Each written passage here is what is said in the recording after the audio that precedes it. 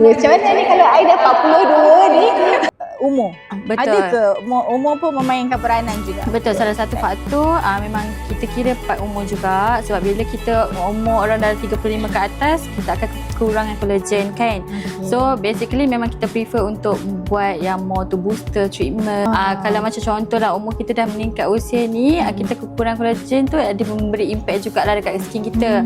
Kita kurang So hydrating. maksud dia kurang collagen tu kita tak apa nak effect sangat kalau buat dia. So kena jaga hydrating kalau I juga. dah 42 Kena ni. kerap juga minum air masak. Itu Okey, pun lifestyle penting jugalah maksud dia.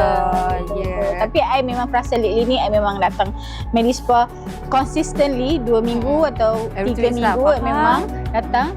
Memang nampak sebab apa dia kita bukan rutin biasa betul. Bukan facial. skincare je kita nak Bukan kena, betul. skincare rutin saja yang Betul. penting, tapi treatment untuk treatment, yes. facial juga penting. Betul.